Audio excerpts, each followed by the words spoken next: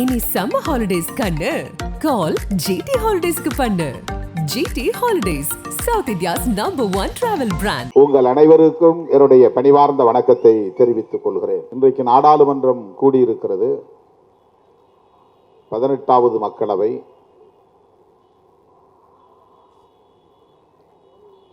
இன்றும் நாளையும் நாளை மறுநாளும் தொடர்ந்து 3 நாட்களுக்கு அனைத்து நாடாளுமன்ற உறுப்பினர்களும் உறுதிமொழி ஏற்று பதவியேற்கிற நிகழ்வுகள் ஒருங்கிணைக்கப்பட்டுள்ளன.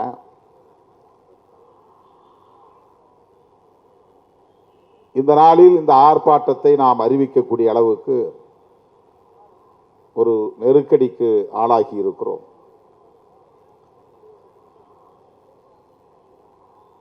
இருபதாம் தேதி நான் கள்ளக்குறிச்சிக்கு சென்றேன். அங்கு போய் மக்களை சந்தித்த பிறகு மக்களின் கோரிக்கையாக உணர்ந்து இந்த ஆர்ப்பாட்டத்தை அறிவிக்க நேர்ந்தது. 18ஆம் தேதி இந்த கொடும் துயரம் தொடர்பான தகவல்கள் ஊடகங்களில் வெளியானது. அரசல் புரசலாக இந்த செய்திகள் வந்து கொண்டிருந்தன. 19ஆம் தேதி தான் தீவிரமடைந்தது. எதிர்க்கட்சிகளை சார்ந்தவர்கள் எல்லாம் உடனே களத்துக்கு போய்விட்டார்கள். ஆளுங்கட்சியின் மீது விமர்சனம் செய்வதற்கு ஒரு அரிய வாய்ப்பு என்று கருதி உடனே களத்திற்கு போனார்கள். ஏற்கனவே ஒப்புக்கொண்ட நிகழ்ச்சிகள் மற்றும் தவிர்க்க முடியாத பல காரணங்களால் நான் 20ஆம் தேதி மாலைதான் அங்கே செல்ல முடிந்தது. தோழர்கள் இங்கே அதை குறிப்பிட்டார்கள்.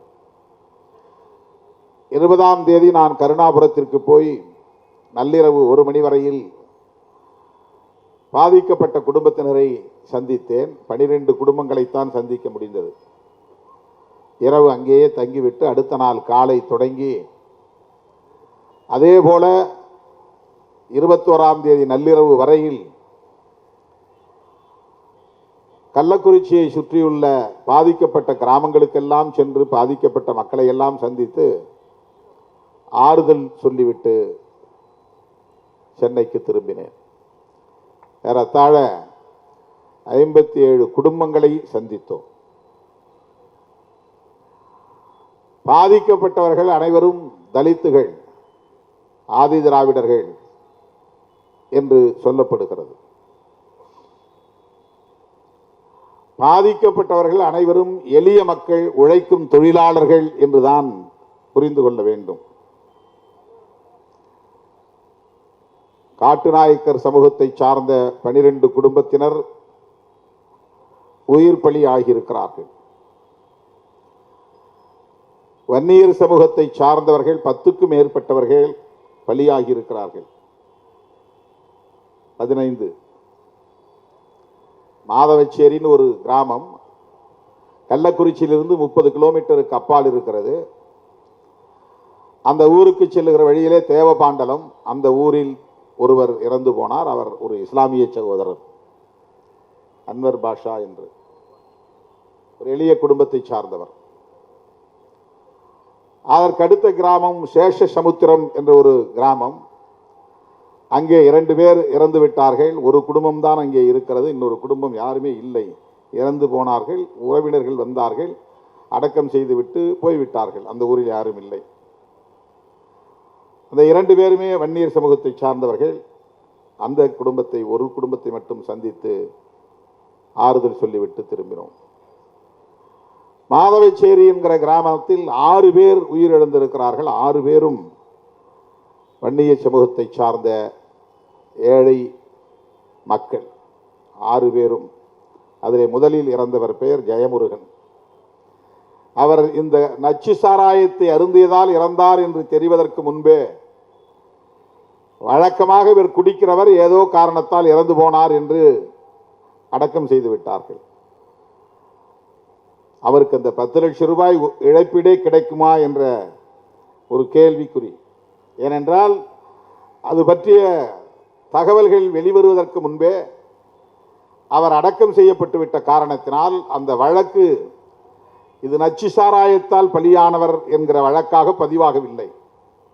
போஸ்ட்மார்ட்டம் செய்யப்படவில்லை, பிணக்கூர் ஆய்வு செய்யப்படவில்லை.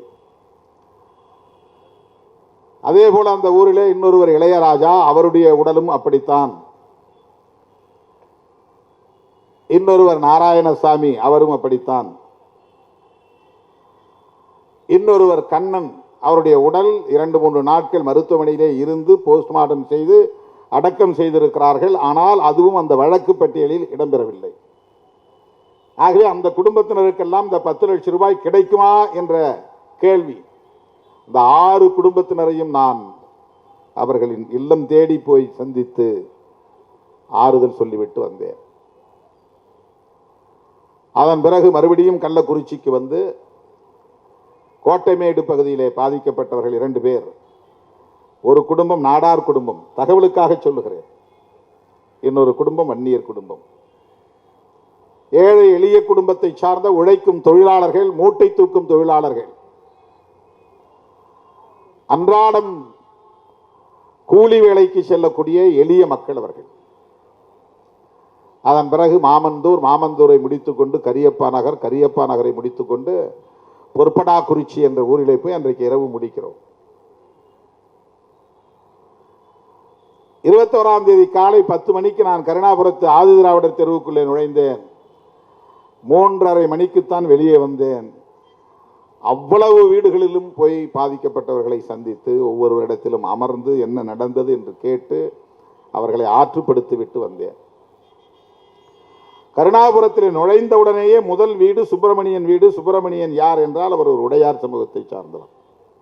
எளிய குடும்பங்களை சார்ந்த பெண்மணிகள் சூழ்ந்து கொண்டு அவர்கள் முன்வைத்த கோரிக்கை, முதலில் என்னை சந்தித்தவுடன் கைகளை கூப்பி கும்பிட்டு, ஐயா சாமி, நீங்கள் இந்த நாட்டுக்கே நல்லது செய்ய வேண்டுமென்றால் சாராய கடைகளை மூடுங்கள். இதுதான் கோரிக்கை, இதுதான் மக்கள் கோரிக்கை. கள்ளச்சாராயத்தை ஒழியுங்கள் என்பது மக்கள் கோரிக்கை அல்ல. சாராய கடைகளை மூடுங்கள் என்பதுதான் மக்கள் கோரிக்கை. அதனால்தான் சிறுத்தைகளின் போராட்டம் இங்கே அறிவிக்கப்பட்டது. அதை மறந்துவிடக் கூடாது. அந்த முதல் வீடு, கருணாபுரத்திற்குள்ளே நுழைகிற முதல் வீடு சுப்பிரமணியன். அவரும் ஒரு மூட்டை தூக்கும் தொழிலாளி தான். நூர் பாஷா என்று ஒரு மாற்றுத்திறனாளி, அவருடைய மனைவியை குடும்பத்தினரை சந்தித்தோம். 90 வயது இருக்கும் அந்த தாய், அவருடைய மாமியார். எலும்பும் தோலும் தான், அப்படியே ஒரு எலும்பு கூடு படுத்து கிடப்பது போல் படுத்து கிடக்கிறது. அந்த அம்மையார் படுத்திருந்தார். நூர் பாஷாவுக்கு குழந்தை இல்லை, இடுப்புக்கு கீழே செயலிழந்த நிலை அவருக்கு. அந்த அம்மாவினுடைய தொழில் பூ கட்டி தருவது, மாலை கட்டி தருவது. அதாவது பூ வியாபாரம் அல்ல, வியாபாரம் செய்கிறவர்களுக்கு மாலை கட்டி தருகிற தொழில். பூ வியாபாரம் செய்வதற்கு ஒரு முதலீடு தேவை. அது கூட இல்லாத நிலையில் பூ வியாபாரம் செய்கிறவர்களுக்கு மல்லிப்பூவாக இருந்தாலும் சாமந்தி பூவாக இருந்தாலும் அல்லது பல பூக்களை இணைக்கிற மாலையாக இருந்தாலும் அந்த மாலைகளை எல்லாம் கட்டி தந்தால் அதற்கு ஒரு கூலி. அதுதான் அந்த குடும்பத்திற்கான வருமானம். அவர் மாற்றுத்திறனாளி என்று பதிவு செய்திருப்பதனால் மாதம் 1500 ரூபாய் அவருக்கு அரசு உதவி கிடைக்கிறது. அந்த 1500 ரூபாயோடு இவர் பூக்கட்டி அதன் மூலம் கிடைக்கிற வருமானத்தை கொண்டு தனக்கும் தன்னுடைய கணவருக்கும் தன்னுடைய மாமியாருக்கும் ஒவ்வொரு நாளும் அவர் உணவு ஏற்பாடு செய்ய வேண்டும், சமைத்து தர வேண்டும், இந்த குடும்பத்தை பார்த்து கொள்ள வேண்டும்.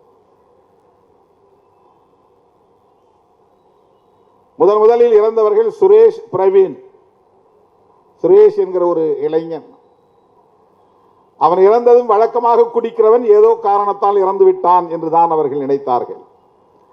அவனுடைய குடும்பத்தை சார்ந்தவனே பிரவீன். அவனும் குடிப்பழக்கம் உள்ளவன், அதனால் ஏதோ காரணத்தால் இறந்து விட்டான். ஏதோ காரணத்தால் குடிக்கிற பழக்கம் உள்ளவன், அதனால் ஏதோ உடலை கெடுத்து, கல்லீரலை கெடுத்து, உடல் உள்ளுறுப்புகளை கெடுத்து விட்டது போலும், அதனால் அவன் இறந்து விட்டான் என்று கருதினார்களே தவிர அவர்களுக்கு யாருக்கும் அந்த சாராயத்தில் மெத்தனால் என்ற ஒரு நஞ்சு கலந்திருக்கிறது என்பது தெரியாது அவர்களுக்கு. அந்த 2 பேர் இறந்த உடனேயே மாவட்ட ஆட்சித்தலைவர் சொன்னது ஏதோ வயிற்றுப்போக்கின் காரணமாக இறந்தார்கள். ஏன்னா யாருக்கும் தெரியாது, மாவட்ட ஆட்சியருக்கும் தெரியாது. சாராயத்தை குடித்ததனால் அந்த சாராயத்தில் கலந்திருந்த நஞ்சுதான் இந்த சாவுக்கு காரணம் என்று உணர்வதற்கு அறிவதற்கு முன்னரே கலெக்டரும் ஒரு ஸ்டேட்மெண்ட் கொடுக்க வேண்டிய நிலைக்கு ஆளாகி இருக்கிறார். இப்படி ஒவ்வொரு வீட்டுக்குள்ளேயும் போனேன். இதில் ஒரு பெரிய வருத்தத்திற்குரிய ஒரு நிகழ்வு என்னவென்றால், இன்னொரு சுரேஷ் அவனும் இறந்து விட்டான், அவனுடைய மனைவியும் இறந்து விட்டார். அந்த மனைவியின் பெயர் வடிவுக்கரசி. அந்த வடிவுக்கரசி எப்படி இறந்தார், அவருக்கு குடிப்பழக்கம் உண்டா என்று நான் கேட்டேன். இளம் பெண். காட்டுநாயக்கர் தெருவிலே சாரதாவுக்கு இந்திராவுக்கு குடிப்பழக்கம் இருக்கிறது, 5:30 மணிக்கே எழுந்து போய் குடித்திருக்கிறார் என்று அவருடைய குடும்பத்தை சார்ந்தவர்களே சொல்லுகிறார்கள். வடிவுக்கரசிக்கும் அப்படி குடிப்பழக்கம் இருக்கிறதா என்று நான் கேட்டபோது சுற்றிலும் இருந்தவர்கள் சொன்னது அதிர்ச்சியாக இருந்தது. தோழர்களே, இந்த அம்மாவுக்கு உடல் நலிவு, அவருக்கு பௌத்திரம் அடிக்கடி வலி ஏற்படுகிற போது காலை கடன் கழிக்க முடியாது. பௌத்திரம் வந்தால் காலை கடன் கழிக்க முடியாது. ஓம வாட்டர் குடிக்க வேண்டும் என்று அவராக விரும்பி தன்னுடைய மகளிடத்திலே சொல்லி போய் ஓம தண்ணி வாங்கிட்டு வா. அந்த பெண் வெளியே போயிருச்சு ஓம தண்ணி வாங்குறதுக்கு. கணவன் சுரேஷ் 2 பாக்கெட் வாங்கிட்டு வந்து ஒரு பாக்கெட்டை உடைச்சி டம்ளரில் ஊற்றி குடிச்சிட்டு அதே பாட்டில் அதே டம்ளரில் இன்னொரு பாக்கெட்டை ஊற்றி வச்சுட்டு ஒரு ஃபோன் வந்தவுடனே ஃபோன் எடுத்துட்டு வெளியே போயிடுறாரு. இந்த அம்மா வெளியிலிருந்து உள்ளே வந்திருக்கிறாங்க. வந்ததும் அந்த டம்ளரில் தண்ணி இருந்திருக்கு, அது ஓம தண்ணின்னு நினச்சி எடுத்து குடிச்சிட்டாங்க. நம்ம போய் பொண்ணை வாங்கிட்டு வர சொன்னால் அது வாங்கிட்டு வந்து ஊற்றி வச்சிருக்கு போல் இருக்கு, அதை குடிக்கணும்னு குடிச்சிருக்காங்க. ஓம தண்ணி மாதிரி தான் அதுவும் கலர்லெஸ், அதில் கலர் இருக்காது. ஒரு மஞ்சளாக இருந்திருக்கோ அல்லது வேறு மாதிரி ஏதாவது கலராக இருக்க, வெறும் அப்படியே தண்ணி தேங்காய் தண்ணி மாதிரி சொல்லுவாங்களா, அப்படி இருந்துச்சு தண்ணி. நான் அது பார்த்தேன், அந்த பாக்கெட்லாம் தூக்கி போட்டிருந்தாங்களே, பாக்கெட்டு தூக்கி போட்ட பாக்கெட்டை எடுத்து பார்த்தா அதுக்குள்ள கொஞ்சம் மிச்சம் இருந்த அந்த சாராயத்தை பார்த்தேன். அப்படியே கிளியராக இருக்கு, எந்த கலரும் கிடையாது அதில். வடிவுக்கரசி அதனால் இறந்து போனார். சுரேஷ் குடிப்பழக்கம் உள்ளவர், மனைவி வடிவுக்கரசி ஓமத்தண்ணி என்று குடித்து இறந்து போனார். இப்படி ஒவ்வொரு வீட்டுக்குள்ளேயும் நுழைந்து ஒவ்வொருவரையும் தனித்தனியே சந்தித்து 70 வயது வரை முதிர்ந்த நபர்களும் இந்த குடிப்பழக்கத்திற்கு ஆளாகி இருக்கிறார்கள். 30 வயதுக்குட்பட்ட இளைஞர்களும் இளம் பெண்களும் இந்த குடிப்பழக்கத்திற்கு ஆளாகி இருக்கிறார்கள்.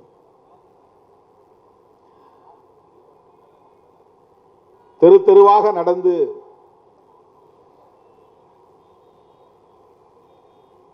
சிறுவங்கூர் என்ற ஒரு கிராமம், மாடூர் என்ற ஒரு கிராமம், வீர சோழபுரம் என்ற ஒரு கிராமம், இதுவெல்லாம் அந்த கள்ளக்குறிச்சியை சுற்றியுள்ள கிராமங்கள். இந்த கிராமங்களில் எல்லாம் போய் பார்த்தேன், ஒவ்வொரு குடும்பத்தினரையும் பார்த்தேன். இன்னும் பலர் ஆபத்தான நிலையிலே இருக்கிறார்கள் என்று வந்து தாய்மார்கள் காலிலே விழுந்து கதறுகிறார்கள், கையெடுத்து கும்பிடுகிறார்கள். எப்படியாவது என் பேரப்பிள்ளையை காப்பாத்து, எப்படியாவது என் புருஷனை காப்பாத்து. ஆபத்திலே இருப்பவர்களை காப்பாற்றுங்கள் என்று சொல்லுகிற குரலுக்கு அடுத்து ஓங்கி உரத்து ஒலித்த குரல் சாராய கடைகளை மூடுங்கள் என்பதுதான். அன்றைக்கு இரவே நான் கள்ளக்குறிச்சி அரசு மருத்துவமனைக்கு போனேன். நூற்றுக்கணக்கானவர்கள் அங்கே அனுமதிக்கப்பட்டிருந்த நிலையில் 18 பேர் வெண்டிலேட்டர் பொருத்தப்பட்டு செயற்கை சுவாசத்தில் கிடத்தப்பட்டிருந்தார்கள். ஐசியூவில் இருந்தாங்க, தீவிர சிகிச்சை பிரிவிலே இருந்தார்கள். 18 பேரையும் தனித்தனியாக பார்த்தேன். அதில் தலித்துகளும் உண்டு, தலித் அல்லாதவர்களும் உண்டு, இளைஞர்களும் உண்டு. பெரும்பாலும் அவ்வளவு பேருமே மூட்டை தூக்கக்கூடிய தொழிலாளர்களாக இருக்கிறார்கள், அல்லது கொத்து வேலை செய்யக்கூடிய தொழிலாளர்களாக இருக்கிறார்கள், ஓட்டுநர்களாக இருக்கிறார்கள், எலக்ட்ரிஷியன் தொழிலை செய்யக்கூடியவர்களாக இருக்கிறார்கள், பிளம்பிங் குடிநீர் பைப்புகளை சரி செய்கிற வேலையை செய்யக்கூடியவர்களாக இருக்கிறார்கள். ஒரு நாளைக்கு 200 ரூபாயிலிருந்து 600 ரூபாய் வரையில் சம்பாதிக்கக்கூடிய வேலைகள். ஏன் இப்படி இவர்கள் குடிக்கிறார்கள் என்று கேட்பதற்கு அவர்கள் சொன்ன காரணம், 60 ரூபாய்க்கு இது கிடைக்குது, ஒரு பாக்கெட் 60 ரூபாய். எவ்வளவு ஒரு பாக்கெட், எவ்வளவு அளவு இருக்கும்? 200 மில்லி இருக்கும். வாங்கிட்டு வந்து வீட்டில் வச்சுட்டு சாயந்தரம் குடிக்கிறவங்க இருக்கிறாங்க, இரவு குடிக்கிறவங்க இருக்கிறாங்க, அடுத்த நாள் குடிக்கிறவங்க இருக்கிறாங்க. எத்தனை மணிக்கு இந்த வியாபாரம் தொடங்குகிறது? அதிகாலை 4:30 மணிக்கே தொடங்குகிறது. இந்த வியாபாரம் அதிகாலை 4:30 மணிக்கே பிரம்ம முகூர்த்தத்திலே தொடங்குகிறது. 5 மணிக்கு எப்படி போய் குடிக்கிறாங்க? எழுந்து முகம் கழுவணும், தண்ணி எடுத்து வாய் கொப்பளிக்கணும், அப்புறம் ஒரு டம்ளர் தண்ணி குடிக்கணும். இதுதான் வழக்கமாக நாம் செய்யக்கூடிய வேலை. ஆனால் அவர்கள் எழுந்து வாய் கொப்பளிப்பதே சாராயத்தில் தான் கொப்பளிக்கிறார்கள். அப்படி மூளையை கடிச்சு வாயில கொப்பளிச்சு ஊற்றிட்டு மிச்சத்தை குடிச்சிடுறது. சாராயம்னு கேட்கறதில்ல, மூளை கடிச்சான் இருக்கா அப்படின்னு தான் கேட்குறாங்க.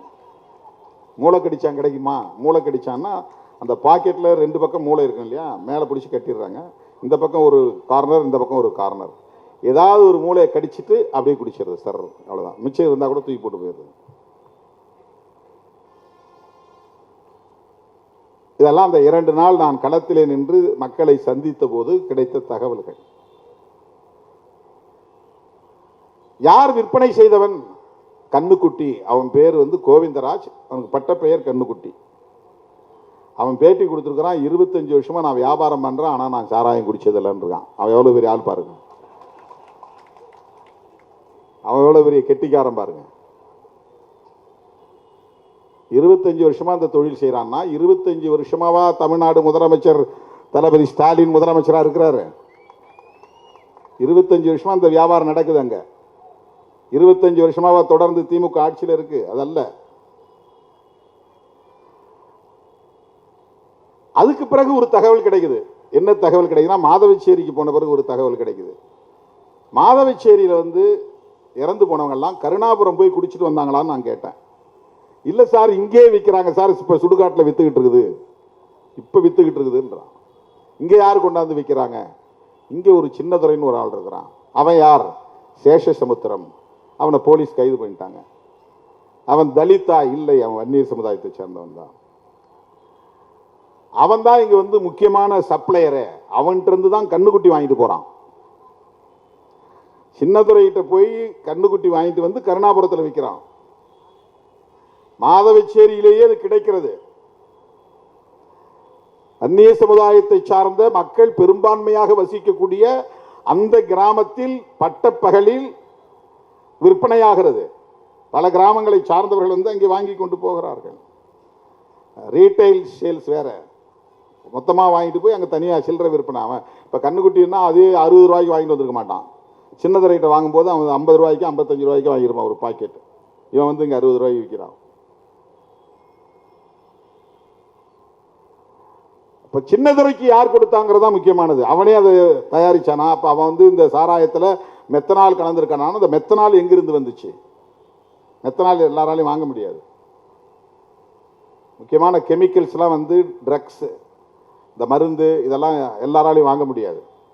அதுக்கு நிறைய கெடுபிடி இருக்கு, சட்டங்கள், நிறைய கெடுபிடியான சட்டங்கள் இருக்கு, எல்லாராலையும் வாங்க முடியாது.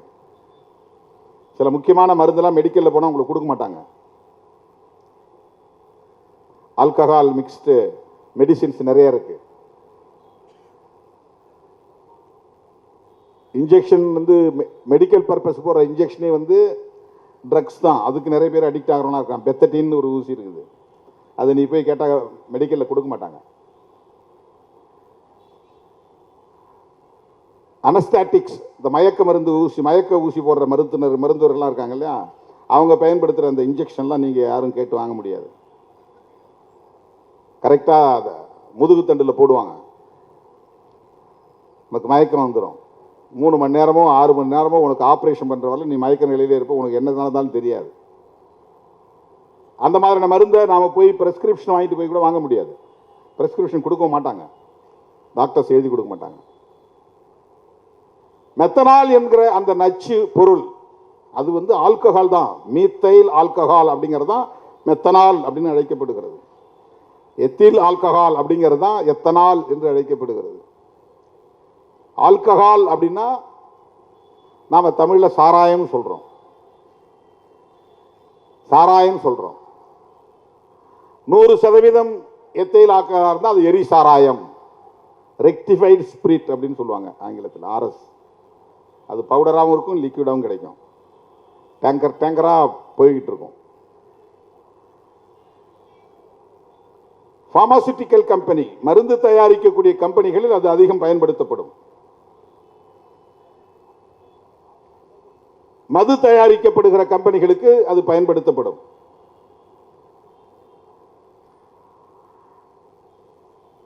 இந்த மது என்பது ஏதோ புதிதாக இந்த காலகட்டத்தில் திமுக அதிமுக வந்த பிறகுதான் அறிமுகமானது என்று இல்லை. காலம் காலமாக மனிதன் தோன்றிய காலத்திலிருந்து மதுவுக்கும் மனிதனுக்கும் நெருக்கமான தொடர்பு உண்டு. அதனால்தான் 2000 ஆண்டுகளுக்கு முன்னாலேயே வள்ளுவன், ஐயன் திருவள்ளுவன் மதுவுக்கு எதிராக ஒரு அதிகாரத்தை வைத்திருக்கிறான், கல்லுண்ணாமை. கல் அப்படிங்கிறது வேற மொழியில மது, தமிழ்ல கல்லு.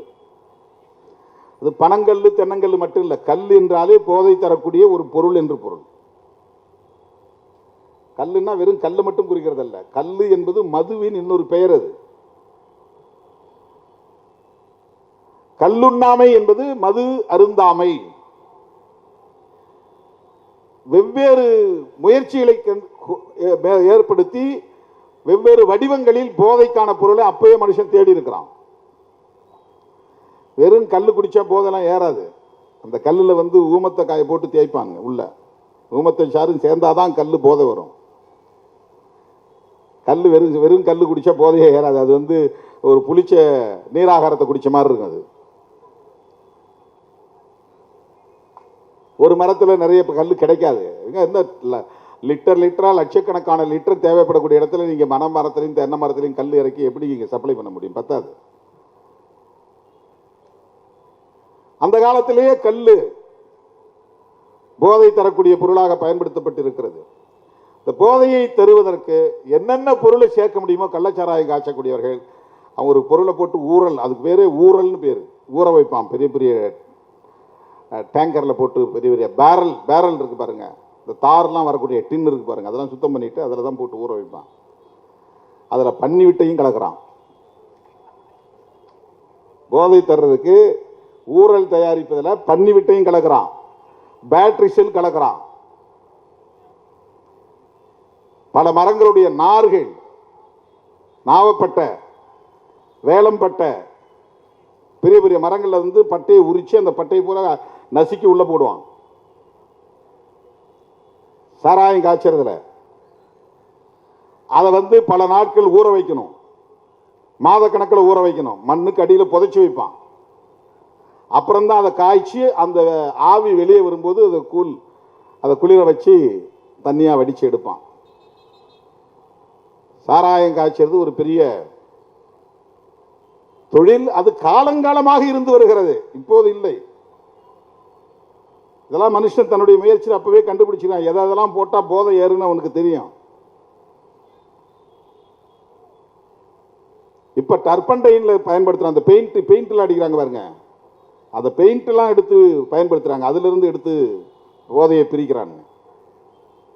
எல்லாத்துலயும் ஆல்கஹால் மிக்ஸ்டு. இந்த நீங்க பெயிண்ட் அடி வார்னிஷ் அடிக்கும் போதே ஒரு ஸ்மெல் வரும் பாருங்க, அதெல்லாம் ஆல்கஹால் மிக்ஸ்டு. அது இந்த ஆல்கஹாலை பிரிக்கிறது. மெயினா ஆல்கஹாலை எதுல இருந்து தயாரிக்கிறாங்கன்னா கரும்பு சாறுல இருந்து தான் தயாரிக்கிறாங்க. கரும்பை வந்து அரைக்கும் போது சக்கை வெளியே வந்த பிறகு அது மொத்தமும் சர்க்கரை ஆகிறது இல்லை. அதுல மொலாசஸ்னு ஒரு பிரிவு தனியாக எடுக்கிறாங்க. அதை வந்து வடிச்சு அதுல இருந்து தான் ஆல்கஹால் எடுக்கிறாங்க. சுகர் ஃபேக்டரியில் வெறும் சர்க்கரை மட்டும் உற்பத்தி ஆகிறது இல்லை. சுகர் ஃபேக்டரி சர்க்கரை ஆலையில் மிக முக்கியமான உற்பத்தியே மொலாசஸ் தான். இந்த மொலாசஸ் எதுக்காகனா ஆல்கஹால் உற்பத்தி பண்றது தான்.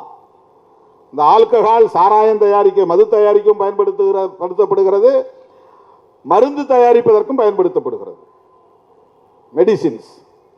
இது மாத்திரையாக இருந்தாலும் சரி, இன்ஜெக்ஷன் ஊசி போடக்கூடிய மருந்தாக இருந்தாலும் சரி.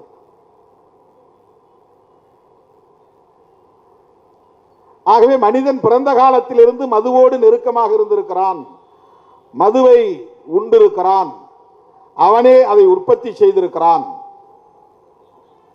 நெல்லரிசியே மது உற்பத்திக்கு முக்கியமான ஒரு மூலப்பொருள். நெல் அரிசி, அரிசியை நீங்க ஊற வச்சு அதை சோறாக்கி ஊற வச்சாக்க இங்கெல்லாம் சுண்டிச்சோறுன்னு கிடைப்பாங்க. சுண்டைச்சோற, சுண்டிச்சோறு. அடையாறு பக்கம், பெச நகர் பக்கம் போனீங்கன்னா சுண்டகஞ்சி. அரிசி வந்து ஆல்கஹால். சில பேர் நிறைய பழைய சோறு சாப்பிட்டா மயக்கம் வர்ற மாதிரி இருக்குப்பா, போய் நான் படுக்கணும்னு போய் படுப்பான். ஏன்னா அந்த 3 நாள் 4 நாள் ஊறின பழைய சோறு வந்து அது செல்ஃப் ஜெனரேட்டட் ஆல்கஹால்னு சொல்லுவாங்க, தன்னுற்பத்தி ஆல்கஹால். சில பொருளை அப்படியே போட்டு ஊற வச்சுன்னா அதில் ஆல்கஹால் உற்பத்தி ஆயிரும். அதில் ஒரு பொருள் அரிசி. திராட்சை பழங்கள்லாம் போட்டு ஊற வச்சுட்டா அது ஒயின்னு சொல்கிறாங்க, அது ஆல்கஹால் அதில் உற்பத்தி ஆகுது. நெடுநாள் ஊறின திராட்சை சாறு வந்து ஆல்கஹாலாக அப்படியே புளிச்ச வாசம் அடிக்கும். அப்படி திறந்தனே அனுப்பி நீங்கள் பழச்சாரே வாங்கி 3 நாள் கழிச்சு ஓப்பன் பண்ணி பாருங்க. ஆரஞ்சோ, சாத்துக்குடியோ அல்லது கிரேப் திராட்சையோ சாறு வாங்கிட்டு வந்து மூடி சாப்பிடாம மூடி வச்சுட்டு ஒரு 3 நாள் கழிச்சு திறந்து பாருங்க. திறக்கும்போது கப்புன்னு அடிக்கும், அப்படியே சாராய வாட்டை அடிக்கிற மாதிரி அடிக்கும்.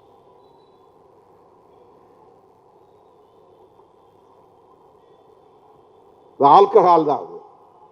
ஆகவே இந்த மது என்பது மனிதன் பிறந்த காலத்திலிருந்து மனிதன் இதை கண்டுபிடித்து அதை பல்வேறு வடிவங்களில் உற்பத்தி செய்திருக்கிறான், குடித்திருக்கிறான், தொடர்ந்து குடித்து வருகிறான். இது அனைவரும் ஒப்புக்கொள்ள வேண்டிய உண்மை.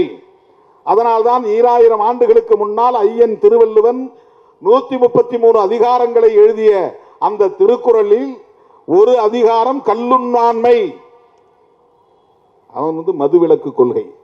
அவர்களின் வாரிசுகள் நாம் மதுவிலக்கு கொள்கையை பேசுகிறோம். ஐயன் வள்ளுவனின் வாரிசுகள் நாங்கள். அவருக்கும் பாட்டன் தான் 500 வருஷத்துக்கு முன்னால பிறந்தவர் நம்முடைய புத்தர். வள்ளுவனுக்கு முன்னால பிறந்தவர் 500 வருஷங்களுக்கு முன்னால. அவரும் வந்து மது கூடாது அப்படிங்கிறார். நமக்கு வரலாறு தெரிந்த காலத்திலிருந்து மதுவுக்கு எதிராக பலர் போராடி இருக்கிறார்கள், கருத்து பரப்பலை செய்திருக்கிறார்கள். நம்மையெல்லாம் மனிதர்களாய் தலைநிமிர வைத்த நம்முடைய மகத்தான தலைவர் புரட்சியாளர் அம்பேத்கர் அவர்கள் பம்பாய் மாகாணத்திலே சட்டமன்ற உறுப்பினராக இருந்த போதே அந்த அவையில் மதுவிலக்கை வலியுறுத்தி பேசியிருக்கிறார். நாங்கள் அம்பேத்கரின் வாரிசுகள், அதனால் மதுவிலக்கை வலியுறுத்துகிறோம். நாங்கள் பகவான் புத்தரின் வாரிசுகள், ஐயன் திருவள்ளுவனின் வாரிசுகள். எனவே மதுவிலக்கு கொள்கையை ஒரு தொலைநோக்கு பார்வையோடு நாங்கள் முன்வைக்கிறோம். தற்காலிக அரசியல் ஆதாயத்திற்காக இதை பேசவில்லை. புரட்சியாளர் அம்பேத்கர் அவர்கள் அரசமைப்பு சட்டத்தை எழுதுவதற்கான வாய்ப்பை பெற்ற சூழலில் அரசமைப்பு சட்டத்திலேயே அதை பதிவு செய்கிறார். இந்த கோரிக்கை அதுதான். தமிழ்நாடு அரசே என்று நாங்கள் கோரிக்கை வைத்தாலும் கூட எங்கள் கோரிக்கை இந்த மதுவிலக்கு கோரிக்கையை தமிழ்நாட்டிலே தடை செய்யுங்கள் என்று மட்டும் நாங்கள் சொல்லவில்லை. இதை தேசிய கொள்கையாக அறிவிக்க வேண்டும். இந்தியா முழுவதும் மதுவிலக்கை நடைமுறைப்படுத்த வேண்டும்.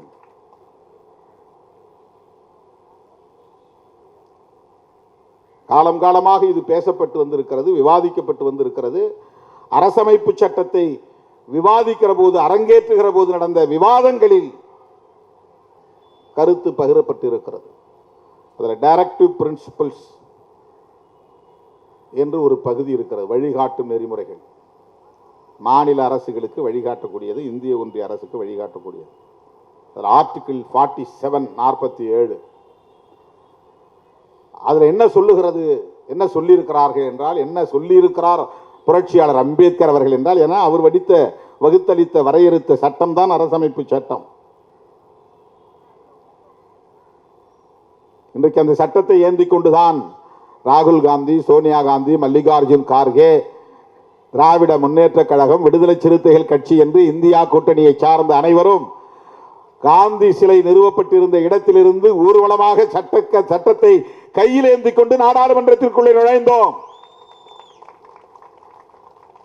10 ஆண்டுகளுக்கு முன்பு விடுதலை சிறுத்தைகள் எழுப்பிய முழக்கம் இன்றைக்கு நாடு தழுவிய அளவிலே நடைமுறைக்கு வந்திருக்கிறது. அரசமைப்பு சட்டத்தை பாதுகாப்போம். நரேந்திர மோடி பிரதமர் வேட்பாளராக அறிவிக்கப்பட்ட நாளில் இருந்து அரசமைப்பு சட்டத்திற்கு ஆபத்து என்று அடிவயிறு வலிக்க வலிக்க கத்தி கத்தி பேசி வருகிற இயக்கம் விடுதலை சிறுத்தைகள் கட்சி. டிமானிட்டைசேஷன் என்று ரூபாய் மதிப்பிழப்பு நடவடிக்கையை மேற்கொண்ட உடனேயே பாண்டிச்சேரி, புதுச்சேரியில் அரசமைப்பு சட்ட பாதுகாப்பு மாநாட்டை நடத்திய இயக்கம் விடுதலை சிறுத்தைகள் கட்சி. தமிழ்நாடு பாண்டிச்சேரி என்று மட்டுமில்லாமல் ஆந்திராவிலே மட்டும் 3-4 இடங்களிலே, குப்பம், மதனப்பள்ளி, பல்வேறு இடங்களிலே, குண்டூர் போன்ற இடங்களிலே அரசமைப்பு சட்ட பாதுகாப்பு மாநாட்டை நடத்தியிருக்கிறோம். கர்நாடகாவில் நடத்தியிருக்கிறோம், தெலுங்கானாவிலே நடத்தியிருக்கிறோம். 10 ஆண்டுகளாக தொடர்ந்து இந்த அரசமைப்பு சட்டத்திற்கு ஆபத்தை எடுத்துரைத்தோம். இன்றைக்கு இந்தியா கூட்டணியே அரசமைப்பு சட்டத்தை கையில் ஏந்தி செல்லக்கூடிய ஒரு நிலை உருவாகி இருக்கிறது. பிரதமர் மோடி இன்றைக்கு பதவியேற்ற போது அந்த அவையிலே அவ்வளவு பேரும், எதிர்க்கட்சிகளை சார்ந்த அத்தனை பேரும் அரசமைப்பு சட்டத்தை உயர்த்தி பிடித்தோம். அந்த அரசமைப்பு சட்டத்தை வகுத்தளித்தவர் புரட்சியாளர் அம்பேத்கர் அவர்கள். ஆகவே நடந்து முடிந்த தேர்தல் புரட்சியாளர் அம்பேத்கரின் கொள்கைகளுக்கும் அவருடைய எதிரிகளுக்கும் இடையில் நடந்த யுத்தம் தான். தோழர்களே, அந்த அரசமைப்பு சட்டத்தின் டைரக்டிவ் பிரின்சிபல்ஸ் என்கிற அந்த பகுதியிலே ஆர்டிகிள் 47 என்கிற 47வது பிரிவு மதுவிலக்கை படிப்படியாக இந்திய ஒன்றிய அரசும் மாநில அரசுகளும் இணைந்து நடைமுறைப்படுத்த வேண்டும், சட்டம் இயற்ற வேண்டும், அதை பின்பற்ற வேண்டும். இதை சேர்த்தவர் புரட்சியாளர் அம்பேத்கர் அவர்கள். அப்போதே பலர் எழுந்து எதிர்ப்பு தெரிவித்திருக்கிறார்கள். இதெல்லாம் தனி மனித உரிமையிலே தலையிடுவது, அவன் விரும்புறவன் குடிக்கிறான், நீ ஏன் அரசாங்கம் சட்டம் போடுற? அன்னைக்கே எதிர்த்து ஒருத்தன் பேசியிருக்கிறான். எளிய மக்கள் எக்கேடு கெட்டால் என்ன என்று எண்ணக்கூடியவர்கள் எல்லா காலத்திலும் இருப்பார்கள். இன்னொரு ஆள் எழுச்சி பேசியிருக்கிறாரு, பழங்குடி மக்களால் குடிக்காகவே இருக்க முடியாது, இது பழங்குடி மக்களுக்கு எதிரான செயல், அதனால நீ மதுவிலக்கு கொள்கையெல்லாம் கூடாது. புரட்சியாளர் அம்பேத்கர் அவர்கள் அதிலிருந்து சமரசம் செய்து கொள்ளவில்லை, விடாப்பிடியாக இருந்தார். அதனால் அரசமைப்பு சட்டத்திலே அது இணைக்கப்பட்டது. 47வது ஆர்டிகிள். அந்த அடிப்படையில் தான் இன்றைக்கு இந்தியா முழுவதும் தோழர்களே நார்காட்டிக்ஸ் என்ற ஒன்று, போதை பொருள் சம்பந்தமான நார்காட்டிக்ஸ் கண்ட்ரோல் பீரோ அப்படின்னு ஒரு அமைப்பே, ஒரு நிறுவனமே உருவாயிருக்கு. நார்காட்டிக்ஸ்னா வெறும் சாராயம் மட்டும் இல்லை, அனைத்து வகையான போதைப் பொருள்களையும் கட்டுப்படுத்தக்கூடிய ஒரு மையம். அது எதன் அடிப்படையில் உருவாக்கப்பட்டிருக்கிறது என்றால் கான்ஸ்டிடியூஷன் ஆர்டிகிள் 47 47வது அரசமைப்பு உறுப்பின் அடிப்படையில் அது உருவாக்கப்பட்டிருக்கிறது. NCB narcotics. நார்காட்டிக்ஸ் என்றால் அனைத்து வகையான போதைகளையும் குறிக்கும். அதில் மதுவும் சாராயமும் அடங்கும், இதர போதைப் பொருள் கஞ்சா, பிரவுன் சுகர், ஹெராயின், கோக்கைன், இப்படி பல பொருள் இருக்கு, வாயில் நுழையாத பொருள். இதெல்லாம் இன்றைக்கு புழக்கத்திலே இருக்கிறது, இந்தியா முழுக்க புழக்கத்திலே இருக்கிறது.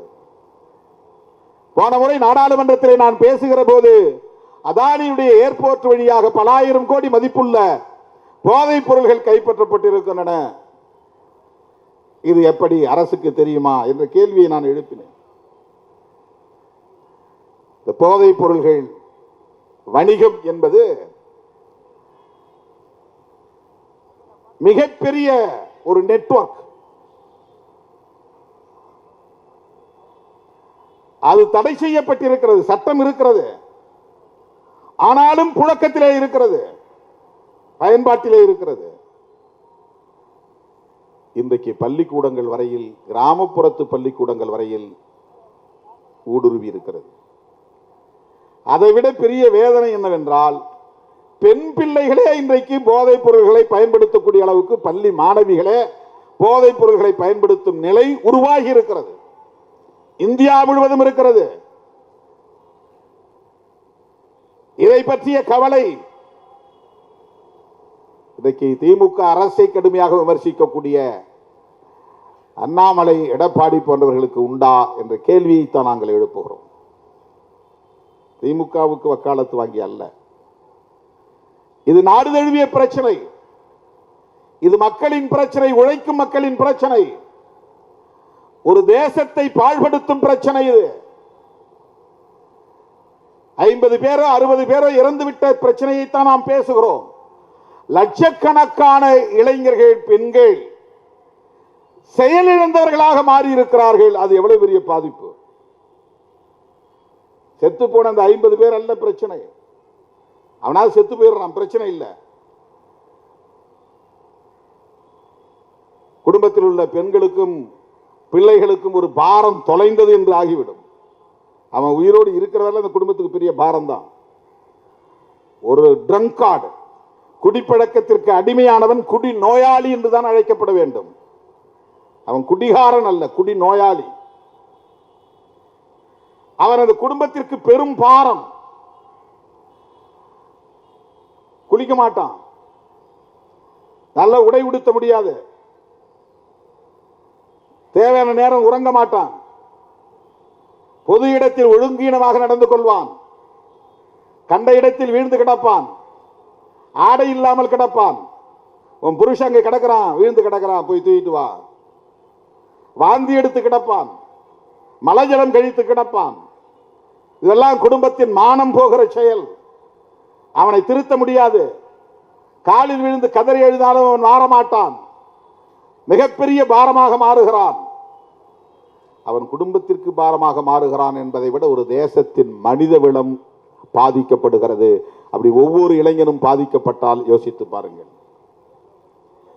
20 வயது 21 வயதிலே திருமணம் செய்து பெண்டாட்டி பிள்ளைகளோடு மகிழ்ச்சியாக இருக்க வேண்டியவனுக்கு குடிப்பழக்கத்திற்கு அடிமையானால் கல்யாணம் பண்ணி வைத்தாலாவது திருந்து விடுவான் என்று பெற்றோர் நம்பி அதை மறைத்து ஊரான் வீட்டு பிள்ளையை ஏமாற்றி திருமணம் செய்து கடைசியில் அந்த பெண், அந்த பிள்ளைகள் கடுமையான பாதிப்புக்கு ஆளாகக்கூடிய ஒரு நரக வாழ்க்கையை சந்திக்கக்கூடிய நிலை. குடித்துவிட்டு வருகிறவன் பெண்டாட்டியை அடிக்கிறான், பிள்ளைகளை அடிக்கிறான், பள்ளிக்கூடத்துக்கு போகாதே என்று சட்டையை கிழிக்கிறான், சான்றிதழ்கள் பெற்று வந்தால் சான்றிதழ்களை கிழிக்கிறான். இதுவெல்லாம் டொமஸ்டிக் வயலன்ஸ், குடும்பத்தில் நடக்கிற வன்முறைகள். ஆனால் அதைவிட ஒரு பெரிய ஆபத்து, இந்த இளைஞர்கள் எல்லாம் எவ்வளவு பெரிய ஆற்றல், இளைஞர் சக்தி, யூத் ஃபோர்ஸ். இளைஞர்களும் இளம் பெண்களும் எவ்வளவு பெரிய ஆற்றல் மிக்கவர்கள். அவர்களால் எழுந்து நிற்க முடியாத அளவுக்கு தடுமாறி தடுமாறி விழுகிறார்கள். தன்னுடைய பெண் பிள்ளைகளை பாதுகாக்க வேண்டும் என்கிற பார்வை இல்லாமல் கிடக்கிறார்கள். அவர்கள் பட்டினி கிடக்கிறார்களா, சாப்பிடுகிறார்களா என்று கூட அவனால் தெரிந்து கொள்ள முடியவில்லை. இந்த பிள்ளைகள் படிக்க வேண்டுமே என்கிற கவலை அவனுக்கு இல்லை. அவன் அந்த குடும்பத்திற்கு மட்டுமல்ல, ஒரு தேசத்திற்கே பெரிய சொத்து. ஒவ்வொரு இளைஞனும் தேசத்திற்கான சொத்து. மனித வளம், ஹியூமன் ரிசோர்ஸ். குடிப்பழக்கத்திற்கு அடிமையாவதால் மனித வளம் கடுமையாக பாதிக்கப்படுகிறது. ஒரு ஊரின் வளர்ச்சி பாதிக்கப்படுகிறது, ஒரு மாநிலத்தின் வளர்ச்சி பாதிக்கப்படுகிறது. பல பேர் டிரைவர்களாக வர வாய்ப்பு இருக்கிறது, பேராசிரியர்களாக வர வாய்ப்பு இருக்கிறது, வழக்குரைஞர்களாக வர வாய்ப்பு இருக்கிறது, ஆசிரியர்களாக வர வாய்ப்பு இருக்கிறது, பேராசிரியர்களாக வர வாய்ப்பு இருக்கிறது. ஆனால் அவன் ட்ரங்கார்டாக மாறி மதுவுக்கு அடிமையாகி, அடிக்ஷன், அது இல்லாம அவனால் இருக்க முடியாது. அதான் அடிக்ஷன். அந்த பொருளை தேடும், எழுந்துச்சு உடனே அது குடிச்சா தேவலான்னு தேடும். அம்மா சண்டை போடுறாங்க, ஆமா. அப்பா சண்டை போடுறாரு, சரி. பொண்டாட்டி சண்டை போடுறா, ரைட்டு. பிள்ளைங்க நடுத்தரவு நிற்குது, எல்லாம் தெரியுது. ஆனா விட முடியாது. அதான் அடிக்ஷன். தப்புன்னு தெரியுது, ஆனா விட முடியல. அதுதான் அடிக்ஷன். சில பேருக்கு காலையில ஒரு பீடியை பத்த வச்சாதான் அவனுக்கு டாய்லெட்டே போக முடியும், இல்லைன்னா அவன் டாய்லெட் போக முடியாது. அது அடிக்ஷன். போய் பீடியை பத்த வச்சுதான் அவன் போய் பப்ளிக் டாய்லெட் போய் உட்காருவான், இல்லைன்னா அவன் பித்து பிடிச்ச மாதிரி அலைவான். போய் ஏதாவது, இப்பெல்லாம் பீடி இல்லை, இப்போ சிகரெட் தான். நிக்கோட்டினுக்கு அடிக்ஷன் இது. பீடி சிகரெட் குடித்து குடித்து பழகி பழகி அதுக்குள்ள அவனுடைய பிரெயின் அதுக்கு அடிக்ட் ஆயிருது. அவனுக்கு காலை எழுந்தோடனே அது சில பேர் காஃபியோ டீயோ குடித்தா தான் டாய்லெட்டுக்கு போவான், இல்லைன்னா அவனுக்கு சும்மா உட்காந்தே இருப்பான். அது அடிக்ஷன். அது ஒரு நாளைக்கு 16 டீ குடித்தேன், 16 காஃபி குடித்தேன்மா சில பேர். அடிக்ஷன். காஃபியில் காஃபைன் அப்படின்னு ஒரு போதைப் பொருள் இருக்கு, அது ஒரு அடிக்ஷன். அது அந்த போதைப் பொருளுக்கு அடிக்ஷன் ஆயிடுவான். சிகரெட்டில் பீடியில் நிக்கோட்டின் ஒரு போதைப் பொருள் இருக்கு, அதுக்கு அடிக்ஷன் ஆயிடுவான். பிரெயின் அதை எந்த நேரம் தேடிக்கிட்டே இருக்கும். அது இருந்தால் தான் பிரிஸ்காக இருக்கும். உடனே அப்பா இப்போ தான்டா ஃப்ரீயாக இருக்குன்ட்டு வேலை செய்வான். அவன் சொல்கிற காரணம் உண்மையில் உடம்பு வலி அதனால் குடிக்கிறங்கிறதுலாம் கிடையாது. அதுக்கு பழக்கப்பட்டு போய் அவன் மைண்ட் அதை தேடுது, அவன் மனமும் அவனுடைய பிரெயின் அதை தேடுது, அதுக்காக தான் அவன் குடிக்க போகிறான். அந்த நேரத்தில் அவன் வேலை செய்கிறது போது ஒன்றும் தெரியாது அவனுக்கு, பிறகு வலிக்கும். போதையில் வலி போய் மறந்துடுதே தவிர வலியை போக்குறது இல்லை போதை. கவலையில் இருப்பான், பொண்டாட்டி திட்டுறா அல்லது கடன் பிரச்சனை, பல்வேறு குடும்ப பிரச்சனைகள், அதை ஃபேஸ் பண்ண முடியாது. அவனால் ஃபேஸ் பண்ண முடியாத போய் ஒரு 2 பெக்கு அடிச்சுட்டு வரும்டாரு. அவர் அடித்தவொடனே மேலே போயிடுவார், அப்படியே அந்த பிரச்சனை போயிடும். அவர் அது பிரச்சனையை ஃபேஸ் பண்ண முடியாமல் அவன் தப்பிக்கிற வழி. அது ஒரு எஸ்கேபிசம். அது அடிக்ஷன் ஆயிரும். இந்த பிரச்சனையை ஃபேஸ் பண்ணுறதுக்கு அந்த செல்ஃப் கான்ஃபிடென்ஸ், தன்னம்பிக்கை இழந்துருவான். அவன் தன்னம்பிக்கை இழந்தான்னா அவன் எவ்வளோ பெரிய ஆஜானுபாகுவான ஆளாக இருந்தாலும் அவன் வேஸ்ட். கல்லுண்ணாமைங்கிற அதிகாரத்தில் ஐயன் திருவள்ளுவன் எழுதுகிற முதல் குறளே என்னன்னா, நீ எவ்வளவு பெரிய பணக்காரனாக இருந்தாலும், எவ்வளவு பெரிய அதிகாரம் உள்ளவனாக இருந்தாலும், எவ்வளவு பெரிய பதவியில் நீ இருந்தாலும், நீ குடிகாரனாக இருந்தால் உன் எதிரி உன்னை கண்டு அஞ்ச மாட்டான். அதான் முதல் குறளே. உன்னுடைய எதிரி உன்னை கண்டு அஞ்ச மாட்டான். நீ குடிகாரன்னா நீ உனக்கு போதை பழக்கம் இருக்கு, நீ குடிகாரனா இருக்கிறன்னு சொன்னா உன்னை கண்டு உன் பகை அஞ்சாது, பகைவன் பயப்பட மாட்டான். உட்கட்படார் என்று அந்த குறள் தொடங்குகிறது. உட்கட்படார் என்றால் உன்னை கண்டு அஞ்ச மாட்டார்கள், பயப்பட மாட்டார்கள் உன் எதிரிகள். நீ குடிகாரன் என்று தெரிந்தால், குடிப்பழக்கம் உள்ளவன் என்று தெரிந்தால் பெண்டாட்டியை மதிக்க மாட்டாள். அதுதான் முக்கியமான செய்தி. பகைவன் அஞ்ச மாட்டான் என்பது அப்புறம் இருக்கட்டும், வேஸ்ட்னு ஒரு முடிவுக்கு வந்துடுவாங்க. அப்புறம் எங்க நீ பொது இடத்துல நின்று வேலை செய்ய முடியும்? உனக்கு எங்க அந்த ஒரு வில் பவர் வரும்? முடிஞ்சு. மனிதவள இழப்பு என்பது அதுதான். உன்னால எந்த வேலையும் திட்டமிட்டு செய்ய முடியாது, ஆக்கப்பூர்வமான வேலைகளில் ஈடுபட முடியாது, சம்பாதிக்க முடியாது, குடும்பத்திற்கு தேவையான பொருள்களை வாங்க முடியாது, பிள்ளைகளை படிக்க வைக்க வேண்டும் என்று திட்டமிட முடியாது, வீடு கட்ட வேண்டும் என்ற எண்ணம் இருக்காது, கார் வாங்க வேண்டும் என்கிற எண்ணம் இருக்காது, பொருளாதாரத்தில் மேம்பட வேண்டும் என்கிற ஊக்கம் இருக்காது. ஊக்கம் இழந்து போகும்.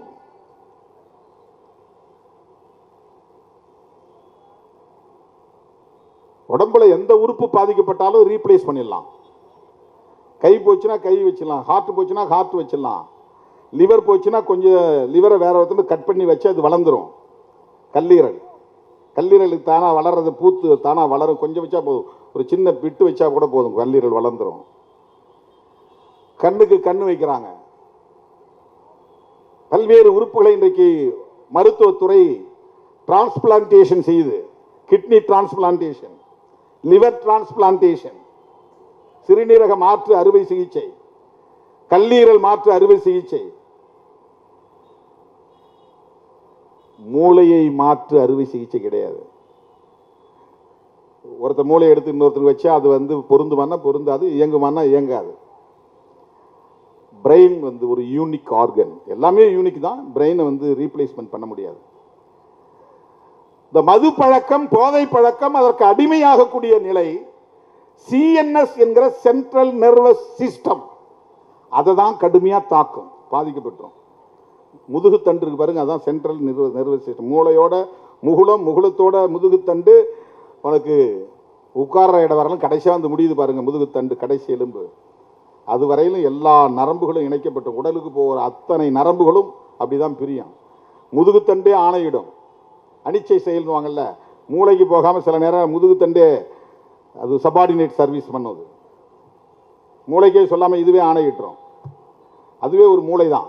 முதுகுத்தண்டுங்கிறதே ஒரு மூளை தான். மூளையின் தொடர்ச்சி தான் அது. அந்த சிஸ்டத்தை போய் தாக்கக்கூடிய ஒன்றுதான் இந்த மது பழக்கம் அல்லது போதை பழக்கம்.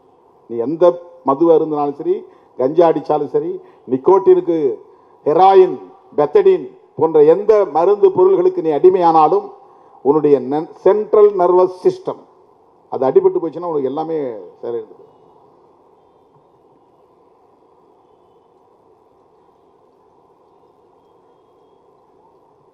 இதனால் என்ன பெரிய பாதிப்பு? மனித வளம், ஹியூமன் ரிசோர்ஸ் நல்லா நல்ல போராடக்கூடிய வலிமை உள்ளவன் பார்த்தா நம்ம அடுத்த இடம் ஒரு 10 வருஷம் கழிச்சு பார்த்தா நல்லா குடிச்சிட்டு இருப்பான், அப்படியே தடுமாறிக்கிட்டு இருப்பான், அப்படியே எச்சி தள்ள ஓடி பொத்துன்னு விழுவான். ஆனால் பவர்ஃபுல்லான ஒரு பிசிக், அந்த உடம்பு அப்படி கம்பீரமான உடம்பு, குடிப்பழக்கத்தால் எல்லாம் போயிடும். ஒவ்வொரு மனிதனுடைய ஆற்றலும் அபாரமானது, மதிப்பிட முடியாத ஆற்றல் மனித ஆற்றல். ஒரு சுரங்கத்தை வெற்ற அதில் இவ்வளவு நிலக்கரி, இத்தனை டன் நிலக்கரி இருக்கு, அது இவ்வளவு வேல்யூ இருக்குன்னு மதிப்பிட முடியும். தங்க சுரங்கத்தில் இத்தனை அடி ஆழத்துக்கு போனா இத்தனை வருஷத்துக்கு தங்கத்தை வெட்டி எடுக்கலாம், அது அதனுடைய வேல்யூவை நீ மதிப்பிட முடியும். ஒரு ஏக்கர் கரும்பு போட்டா இத்தனை டன் கரும்பு வரும், அதுல இவ்வளவு சாறு கிடைக்கும், இவ்வளவு சுகர் கிடைக்கும், நீ வேல்யூ பண்ணிட முடியும். மனித வளத்தை நீங்க வேல்யூ பண்ண முடியாது. அது அபாரமான ஆற்றல். அது ஒருத்தன் என்ன ஆற்றல் தெரிய, பார்க்கறதுக்கு பல்லு நீட்டிக்கிட்டு இருக்கும், கை ஒரு மாதிரி சூம்பி போயிருக்கும், ஆனா அவன் இருக்கிற ஆற்றல் பெரிய பயங்கரமான ஆற்றலா இருக்கும். ஆளை பார்த்து எடை போட்ட முடியாது. மனித ஆற்றல்ங்கிறது எவாலுவேட் பண்ண முடியாத ஒரு ஆற்றல். அது மனித வளம் என்பது மகத்தானது.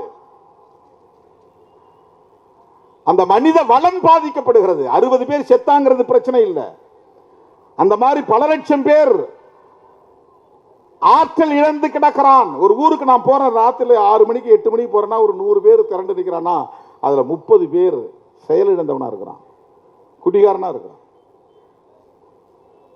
ஒரு மாநாடு நடத்துறோம், 10,000 பேர் இருக்காங்கன்னா அந்த மேடைக்கு 2 பக்கத்துல வந்து நிக்கிறவன் அதுல பாதி பேர் குடிகாரனா இருப்பான். அவன் உட்காரவே மாட்டான், அவனுக்கு சேர் போட்டாலும் கிடைக்காது, யார் சொன்னாலும் கேட்கவும் மாட்டான், சொல்ல சொல்ல கை தட்டிட்டே இருப்பான், கத்திக்கிட்டே இருப்பான். ஆனா ஆற்றல் வாய்ந்தவன் பட் செயலிழந்து போறான், செயலிழந்து போறான். அவன் யாருக்குமே பயன்படாம போயிடுறான். ஒவ்வொரு ஊரிலும் 100 இளைஞர்கள் பாதிக்கப்படுகிறார்கள். அந்த 100 இளைஞர்களின் ஆற்றல் பாழாகிறது. அதுதான் மனிதவள பாழ், மனிதவள இழப்பு. நல்ல சாராயம் என்று ஒன்று இல்லை. அதனால்தான் நான் கள்ளச்சாராயம் சொல்லாம நச்சு சாராயம் எழுதியிருக்கிறேன். கள்ளச்சாராயம் நீ சொன்னா நல்ல சாராயம் இருக்கிறது ஒத்துக்கிற மாதிரி ஆயிரும். சாராயமே தப்பு, அப்புறம் எங்க நல்ல சாராயம் ஒன்று இருக்குது? சாராயம் என்பதே கேடு, நல்ல சாராயம் என்று ஒன்று கிடையாது. சாராயம் என்பதே கேடு. அரசாங்கம் வித்துட்டா மட்டும் அது நல்லதாயிர முடியுமா? இந்த அரசு அந்த அரசு இல்ல. ஏதோ திமுக ஆட்சியில தான் கள்ளச்சாராய சாவுகள், கலைஞர் காலத்துல தான் சாராய கடைகளை திறந்தாங்க. இந்த தமிழ்நாட்டுக்குள்ள ஒரு மனநோய் இருக்குது அரசியல் தளத்துல, கருணாநிதி எதிர்ப்பு மனநோய், திமுக எதிர்ப்பு மனநோய்னு இருக்குது. தெலுங்கர்னு திட்டினா கருணாநிதி மட்டும்தான் தெலுங்கர்னு திட்டுவான், எம்ஜிஆர் யாரும் மலையாளின்னு சொல்ல மாட்டான், ஜெயலலிதாவை கன்னடத்தின்னு சொல்ல மாட்டான், கன்னட பெண்மணி சொல்ல மாட்டாங்க, யாரும் திட்ட மாட்டாங்க. ஊழல்னு வந்தா கருணாநிதி திமுக தான் சொல்லுவாங்க. அந்த மாதிரி இந்த சாராய விஷயத்திலும் கூட திமுக ஆட்சி காலத்துல தான் நடந்தது, கருணாநிதி காலத்துல தான் நடந்தது அப்படின்னு சொல்லுவாங்க. இந்தியா முழுக்க எல்லா ஆட்சி காலத்திலும் நடந்திருக்குது. எம்ஜிஆர் தான் இந்த டாஸ்மாக்ங்கிறதே உருவாக்குனார். டாஸ்மாக் நிறையவே நம்ம தமிழ் டாஸ்மார்க் டாஸ்மார்க் இல்லை, அது அந்த காலத்தில் காளி மார்க் சாராயம் கிடைச்ச மாதிரி அந்த மார்க்குங்கிற பேர் பழகி போயிடுச்சு. அப்போல்லாம் இந்த சாராயம் கடைகளை விற்பானுங்க. அப்போ நிறைய இந்த மார்க் எந்த மார்க்கு, காளி மார்க், அந்த மார்க், இந்த மார்க்குன்னு பேரில் வைப்பாங்க. மார்க்குன்னா அது சின்னம். இது TASMAC, TASMAC, Tamil Nadu state marketing corporation, Tamil Nadu மாநில வணிக கழகம். அது விற்பனை செய்யறதுக்குன்னு ஒரு இன்ஸ்டிடியூஷனை உருவாக்குறாரு, ஒரு கம்பெனியை உருவாக்குறார். மதுவை உற்பத்தி செய்வதற்கும் ஒரு கம்பெனியை உருவாக்கினார் எம்ஜிஆர். மதுவை விற்பனை செய்வதற்கு ஒரு கம்பெனி உருவாக்கினார். அந்த கம்பெனியை உற்பத்தி செய்கிற கம்பெனியை மூடிட்டார், தனியார்ட்ட ஒப்படைச்சிட்டாங்க. விற்பனை செய்கிற கம்பெனி தான் டாஸ்மாக் இருக்குது. டாஸ்மார்க் இல்ல, டாஸ்மாக். அரசாங்கம் ஒரு கம்பெனி உருவாக்கியது மதுவை வியாபாரம் செய்யறதுக்குன்னு. அதுக்கு IAS அதிகாரிகளை உட்கார வச்சது. நீ என்ன படிச்சுட்டு எவ்வளவு பெரிய டாப்பரா வந்தாலும் இங்க வந்து சாராயம் வித்து கணக்கு கொடு. என்ன வேலை செய்யற? சாராயம் விற்கிற வேலை. என்ன படிச்சிருக்கிற? IAS படிச்சிருக்கிற.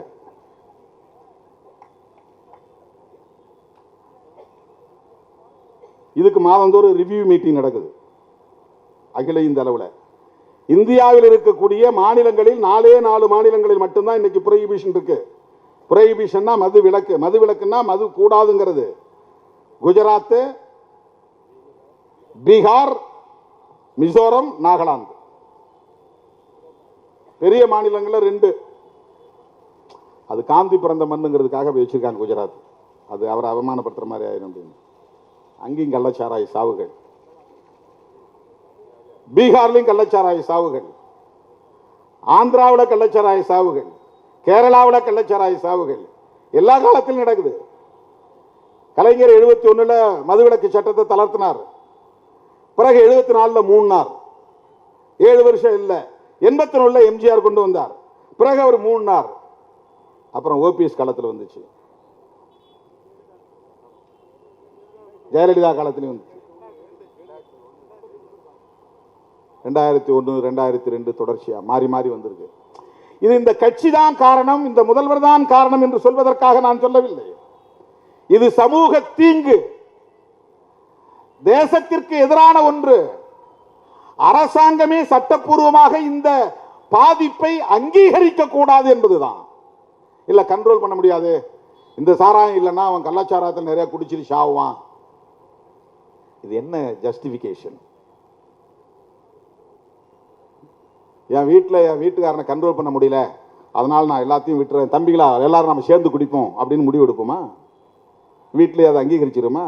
என் வீட்டுக்காரனை என்னால் கண்ட்ரோல் பண்ண முடியல, அதனால் நான் என் புருஷனோட சேர்ந்து நானும் குடிக்க போகிறேன், என் பிள்ளைங்களையும் குடிக்க வைக்க போகிறேன், இனிமேல் நான் பள்ளிக்கூடத்துக்கெல்லாம் அனுப்ப மாட்டேன், ஸ்கூலில் அனுப்ப மாட்டேன். ஏன்? அவனை கண்ட்ரோல் பண்ண முடியல, அவனை திருத்த முடியல. ஏதோ ஒரு 4%, 5% எவனோ கள்ளச்சாராயம் காய்ச்சி குடிக்கிறாங்கிறதுக்காக ஒட்டுமொத்த தேசத்திலும் சட்டப்பூர்வமாக அரசாங்கமே நிறுவனத்தை உருவாக்கி சாராயத்தை கொள்முதல் செய்து அதை விற்பனை செய்து அதிலே வருமானத்தை தேடுவது என்பது எந்த வகையிலே நியாயப்படுத்துவது? குற்றங்களை தடுக்க முடியவில்லை, போலீஸ் ஸ்டேஷன் மூடிடலாமா? குற்றங்களை தடுக்க முடியவில்லை, நீதிமன்றங்களை மூடிவிடலாமா? எல்லாம் திறந்து விட்டுடலாம். யார் வேணாலும் என்ன வேணாலும் பண்ணீங்க, எவனை வேணாலும் திருடிக்கோ, யாரை வேணாலும் போய் ராபரி பண்ணு, வழிப்பறி பண்ணு, கண்ட்ரோல் பண்ண முடியல. எத்தனை போலீஸை போட்டாலும் எத்தனை ஸ்டேஷனை திறந்தாலும் திருட்டு நடந்துக்கிட்டு தான் இருக்குது, கொள்ளை நடந்துக்கிட்டு தான் இருக்குது, பெண்களுக்கு எதிரான குற்றங்கள் நடந்து கொண்டே இருக்கிறது. இதை சட்டப்பூர்வமாக்கி விடலாமா? அங்கீகரித்து விட முடியுமா? குற்றங்கள் நடந்து கொண்டே இருந்தாலும் தடுப்பதற்குரிய நடவடிக்கைகளை செய்வதுதான் தவிர்க்க முடியாத ஒரு தேவை. அதுதான் அறம், அதுதான் அறம். அரசாங்கமே விற்குது, அதனால ஓப்பனா கள்ளச்சாராயம் வைக்கிறான். இப்ப கள்ளச்சாராயத்தை கட்டுப்படுத்துறதுக்கு PEWன்னு ஒரு விங்கு வச்சிருக்கிறாங்க, ப்ரோஹிபிஷன் என்ஃபோர்ஸ்மெண்ட் விங்குன்னு நினைக்கிறாங்க. மது விலக்கு அமலாக்க பிரிவு.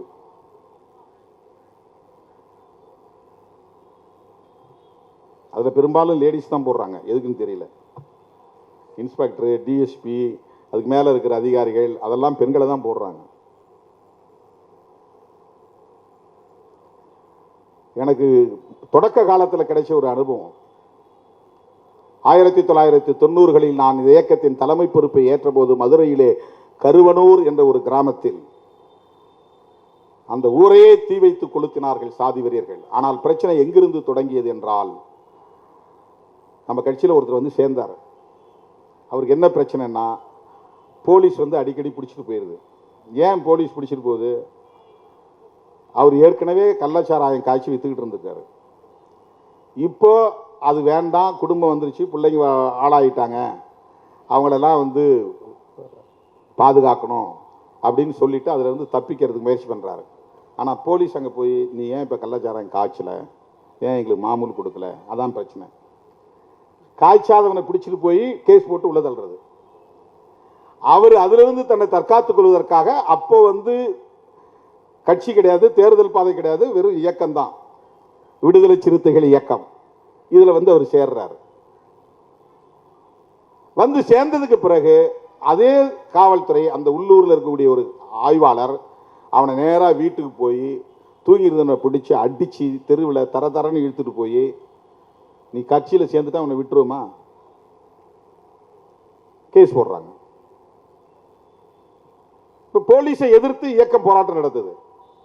உடனே சாதி வெறியர்களோடு சேர்ந்து சாதி வெறியர்களை தூண்டிவிட்டு அன்றைக்கு அதிமுக ஆட்சி மிகப்பெரிய வன்முறையை அந்த கிராமத்தின் மீது நடத்தினார்கள்.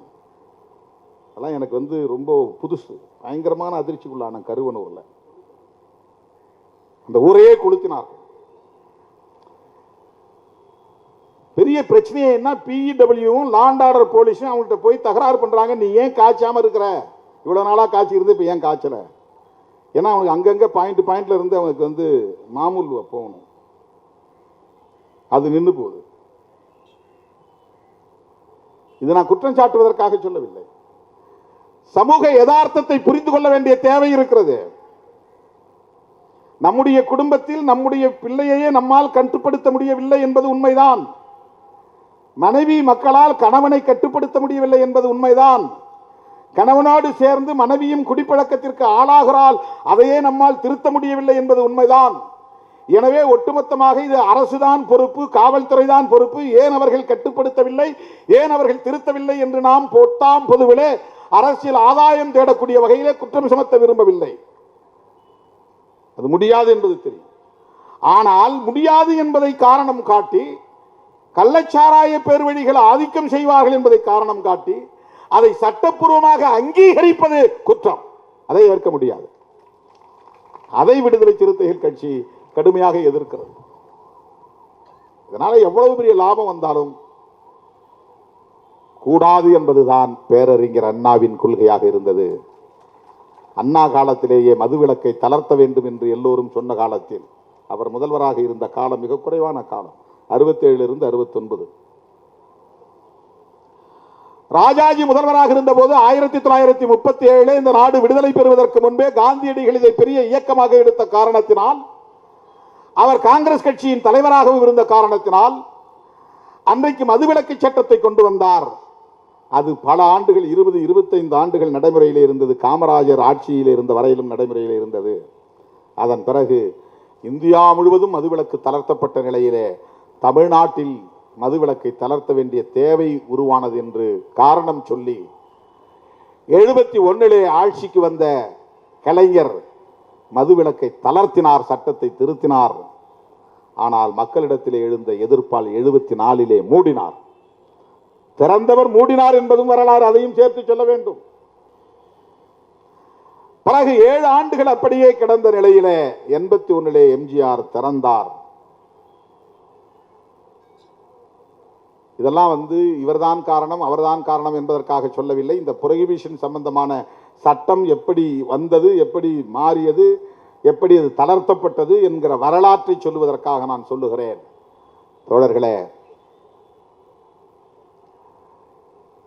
இன்றைக்கு தேசிய அளவில் மனிதவள இழப்பு என்பது அரசுக்கு வருகிற வருமானத்தை விட கடுமையான பாதிப்பை தருகிற இழப்பு. இப்போ சில பேர் வந்து டி அடிக்ஷன் சென்டர் உருவாக்குங்கன்றாங்க. நீ கடையை மூடிட்டா எதுக்கு டி அடிக்ஷன் சென்டர்? கடையை மூடி தினந்தோறும் குடிக்க பழக்கிறோம். அதுக்கு ஐஎம்எஃப்எல்னு பேர். ஐஎம்எஃப்எல் அப்படின்னா இந்தியன் மேடு ஃபாரின் லிக்கர், வெளிநாட்டு சரக்கை இந்தியாவிலேயே உற்பத்தி பண்ணுறோன்னு அர்த்தம். அதுக்கு பேர் நேரடியாக வெளிநாட்டு சரக்கை வாங்கிட்டு வரவங்க இருக்கிறான் சில பேர். அது வந்து அது அவர் பெரிய ஆள், அவங்கெல்லாம் அது வாங்கிட்டு வர்றதுங்கிறது எல்லாராலையும் முடியாது. சில பேர் கிஃப்ட்டு அப்படி தான் கொடுப்பான். நான் ஃப்ரான்ஸுக்கு போனப்போ ஒருத்தர் அது தான் கொண்டாந்து என்கிட்ட நீட்டினான். எனக்கு அந்த பழக்கம் இல்லைங்க. இல்லைங்க இது வந்து இது கிடையாது, மது கிடையாது, ஷாம்பைன் அப்படின்னா. ஷாம்பைன் என்னங்க, சும்மா கொஞ்சம் இருக்கும், லைட்டாக பீரை விட கம்மியாக இருக்கும். இது பர்த்டே பார்ட்டியில் குடிக்கிறது அப்படின்னா. நோ நோ நோ, அவன் கோச்சிக்கிட்டே போயிட்டான், அவனை நான் அவமதிச்சிட்டேன்னு. லண்டனுக்கு ஒரு முறை போனேன் நான். ஏர்போர்ட்ல இருந்து இறங்கி போன உடனே ஒரு ஃபேமிலி என் மேலே ரொம்ப அன்பாக இருக்கக்கூடியவங்க, அவங்க எழுத்து, அவங்க ஏதோ விக்கிபீடியாவில் தேடி இருப்பாங்க போடுறது. யாரோ ஒருத்தன் ஒரு இடியட் வந்து இவருக்கு நம்ம பற்றி நிறைய அவதூறுகள் எழுதுறாங்க இல்லையா, அந்த மாதிரி ஏதோ ஒரு அவதூறு இருந்திருக்கு அதில், அவர் நல்லா குடிக்கிறவர் அப்படின்னு. அதனால பெரிய பாட்டில் வாங்கி டேபிள் வச்சிருக்கிறாங்க. என் வாழ்நாளில் அதை நான் தொட்டது கூட கிடையாது, வேண்டாங்க.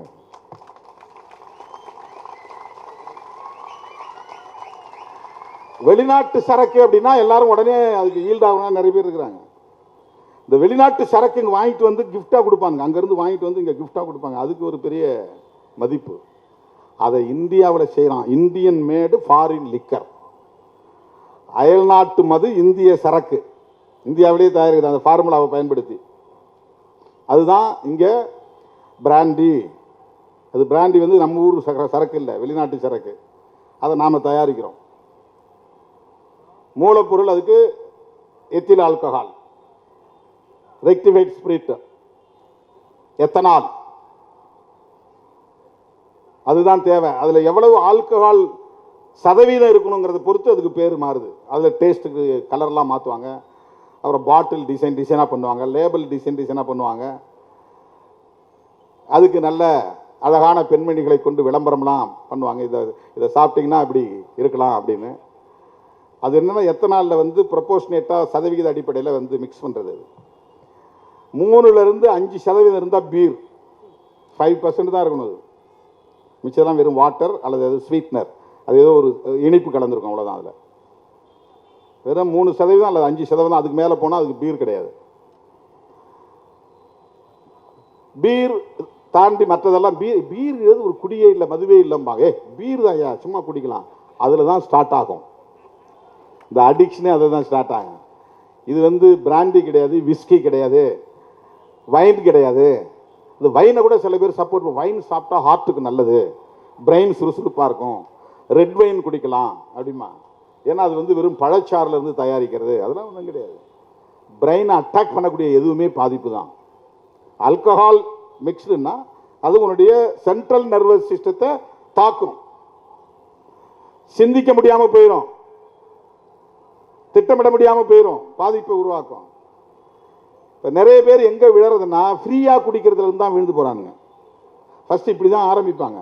இவன் காசு போட்டு குடிக்கிறதுக்கு தயங்குவான், எவனாவது வாங்கி பார்ட்டிங்கிற பேரில் வாங்கி கொடுப்பான். அப்படி ஆரம்பித்து அதுக்கப்புறம் இவர் பொண்டாட்டி செயினை பறிக்கிற அளவுக்கு போயிடுவார். கழுத்தில் தாலி எதுக்கு, வேஸ்ட்டு கொடு, பிடிச்சிட்டு போய் போட்டு. இப்போ பீரில் ஸ்டார்ட் பண்ணி விஸ்கியில் போய் நிற்பாங்க.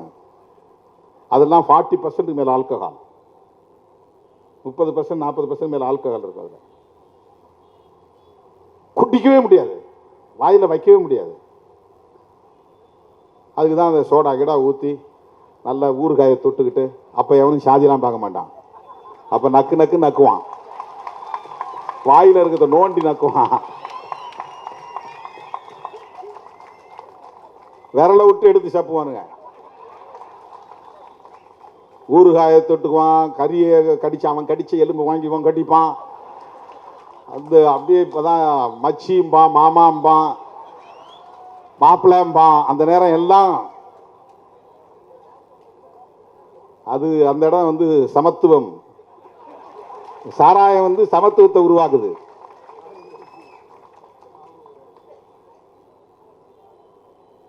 அவனுடைய பார்வையில் பீர்ல தொடங்கி தான் அது நடக்குது. அது IMFL ஃபாரின் சரக்கு தான், அது இந்தியாவில் தயாரிக்கிறாங்க. இதை தான் இன்னைக்கு டாஸ்மாக் செய்யுது. தனியார் கம்பெனிகள்டிருந்து தயாரித்து வாங்கி கொள்முதல் பண்ணி கடைகளில் விற்பனை பண்ணுறான். இந்த பீர் மட்டும்தான் 200 ரூபாயோ 300 ரூபாயோ, மற்றதெல்லாம் கொடுத்து வாங்க முடியாது இந்த உழைக்கிற தொழிலாளர்களால். இப்போ இவன் சம்பளமே ஒரு நாளைக்கு 200 ரூபாயிலிருந்து 600க்குள்ளே தான் உழைக்கிறவன், மூட்டை தூக்குறவனுக்கு 400 ரூபா அல்லது 300 ரூபா அல்லது 600 ரூபா, அதிகபட்சம் போனால் 600 ரூபா. கட்டட வேலைக்கு போகிறவனுக்கு 1000 ரூபாய்க்கு கிட்டத்தட்ட வரும், அவனும் குடிக்கிறான். அதுலேயும் பொம்பளை ஆளுக்கு சித்தாள் வேலை பார்க்குறாங்க, அவங்களுக்கு கம்மி தான், 400 ரூபா, கிட்டத்தட்ட 300 ரூபா கம்மியாக இருக்கும். ஆண்களுக்கும் பெண்களும் ஒரே மாதிரி தான் வேலை செய்வாங்க. ஆனால் பெண்களுக்கு 300 ரூபாய்க்கு கம்மியாக தான் கொடுப்பான் சம்பளம். இப்போ அவனுக்கு வீட்டுக்கும் காசு கொடுக்கணும், சாப்பாட்டு அரிசி வாங்கணும், பருப்பு வாங்கணும், வேறு பொருள் வாங்கினா அவனுக்கு 60 ரூபாய்க்கு சாராயம் கிடைக்கும்போது எப்படி அது நாடி போகாமல் இருப்பான். அப்போ அவங்க தான் டார்கெட்டிங் பீப்புள். யாருக்கு? இந்த கள்ளச்சாராயம் காய்ச்சக்கூடிய கும்பலுக்கு. டாஸ்மாக் போய் 300 ரூபா கொடுத்து வாங்க முடியாது, 200 ரூபா கொடுத்து வாங்க முடியாது, விஸ்கி பிராண்டி வாங்க முடியாது.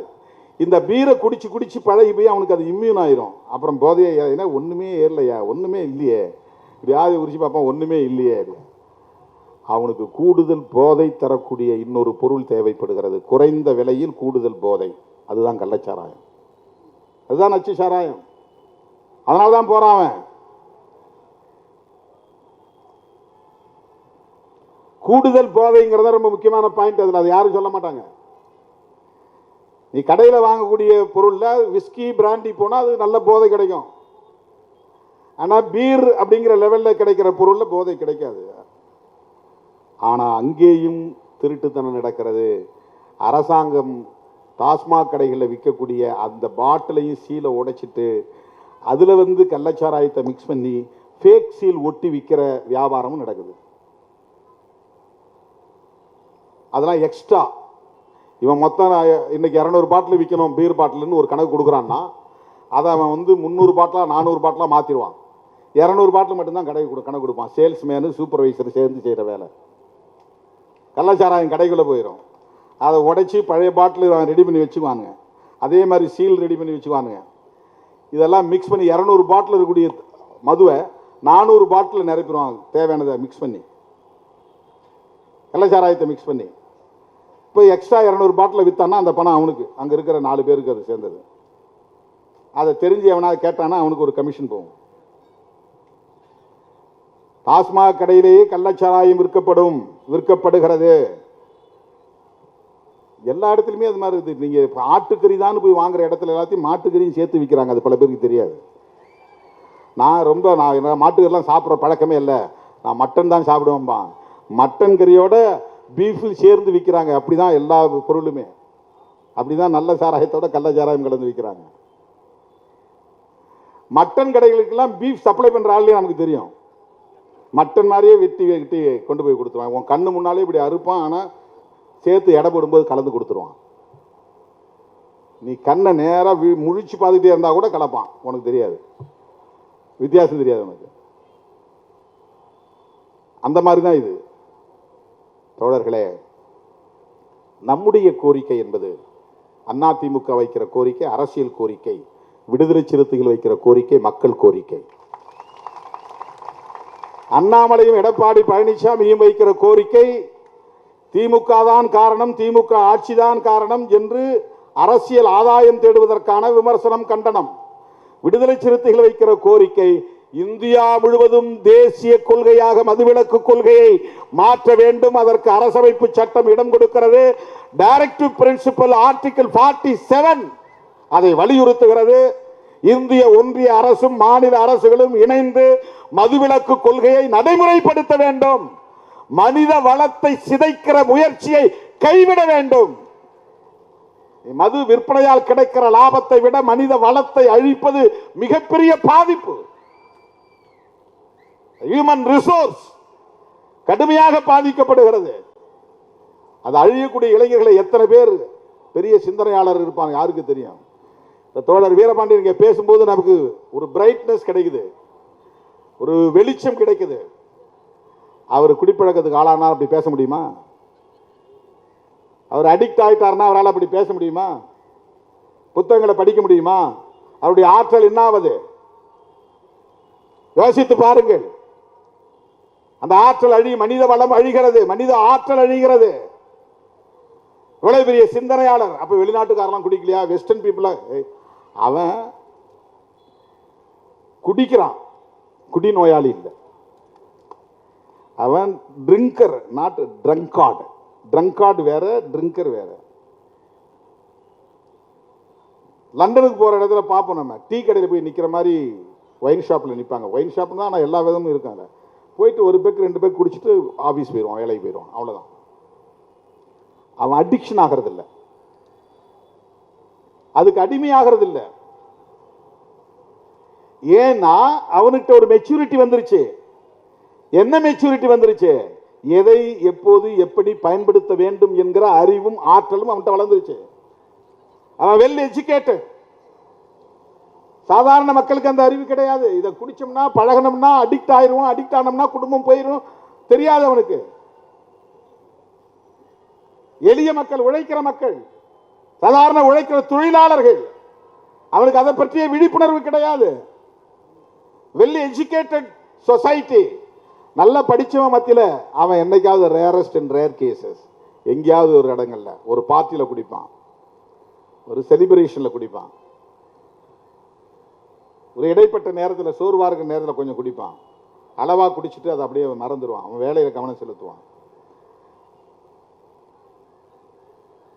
அடிக்ட் ஆகல. இது அடிக்ஷன். குடி நோயாளிகளாக மாறுகிறார்கள். கஞ்சாவுக்கு அடிமையாகிறார்கள், பிரவுன் சுகருக்கு அடிமையாகிறார்கள். பான் பராக் போன்ற பல பொருள்களில் இன்றைக்கு நிக்கோட்டின் இருக்கிறது. அதை உதடுகளிலே வாயிலே போட்டு அடைக்கிறார்கள். அதில் நிறைய புற்றுநோய் வருகிறது. எனவே இதற்கு நிதி ஒதுக்கீடு செய்யுங்கள். போதை விழிப்புணர்வு பிரச்சாரத்தை செய்யுங்கள். மது விலக்கை நடைமுறைப்படுத்துங்கள். அதற்கான துறையை உருவாக்குங்கள். அதற்கு அதிகாரிகளை பயன்படுத்துங்கள். அதிகாரிகளின் ஆற்றல் அதற்கு பயன்படுத்தும். அதுல ஐஏஎஸ் ஐபிஎஸ் அதெல்லாம் எவ்வளவு பெரிய ஆற்றல், அவங்களுடைய அந்த ஹியூமன் ரிசோர்ஸ். ஒரு ஐஏஎஸ் ஆபீசர்னா சாதாரண கிடையாது. எத்தனை கோடிகள் அரசு பணத்தில் செலவாகுது ஒரு ஐஏஎஸ் உருவாக்குறதுக்கு, ஐபிஎஸ் உருவாக்குறதுக்கு. அவங்களுடைய பிரெயின் எவ்வளவு வலிமையான மூளை.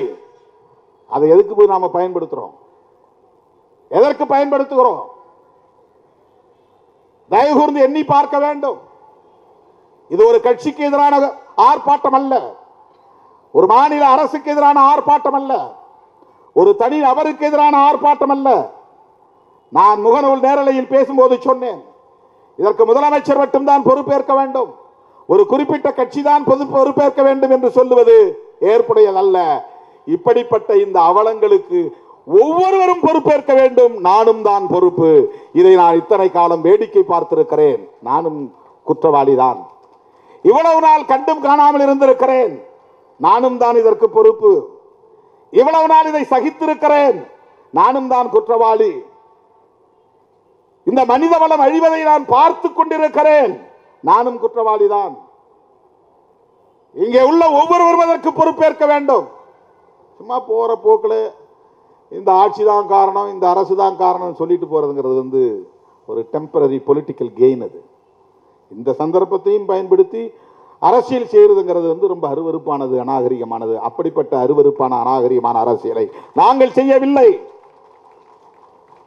2016 ஆண்டு திராவிட முன்னேற்ற கழகம் சட்டமன்ற பொது தேர்தலின் போது வெளியிட்ட தேர்தல் அறிக்கையிலே முழு மதுவிலக்குக்கு உடன்பட்டு அறிவிப்பு செய்திருக்கிறது. திமுகவினுடைய கொள்கைதான் இன்றைக்கு இந்த ஆர்ப்பாட்டத்தின் கருப்பொருள், முழு மதுவிலக்கு. அவங்களுக்கு அதுல உடன்பாடு இருக்கு. அதற்கு முன்னதாக விடுதலை சிறுத்தைகள் கட்சி நடத்திய மது ஒழிப்பு விழிப்புணர்வு பிரச்சாரம் குறித்து தோழர்கள் சொன்னார்கள். சசி பெருமாள் சாவுக்கு நான் போய்விட்டு வந்தேன். அண்ணன் வைகோ அவர்களின் ஊரிலே இருந்த டாஸ்மாக் கடையை மூட சொல்லி நடத்திய போராட்டத்தின் போது அவருடைய தாயாரும் அந்த ஆர்ப்பாட்டத்தில் கலந்து கொண்ட போது நானும் அந்த இடத்திலே இருந்தேன். மது ஒழிப்பு பிரச்சார பணியில் விடுதலை சிறுத்தைகள் மிகப்பெரிய இயக்கத்தை கடந்த காலத்தில் எடுத்திருக்கிறோம். மறுபடியும் நான் சொல்லுகிறேன், 2015 பெரியார் பிறந்த நாள் செப்டம்பர் 17 அக்டோபர் 2 காந்தி பிறந்த நாள் வரையில் தொடர் பிரச்சார இயக்கத்தை மேற்கொண்டோம். நான் இந்த மாபெரும் ஆர்ப்பாட்டத்தில் அறிவிக்க கடமைப்பட்டிருக்கிறேன்.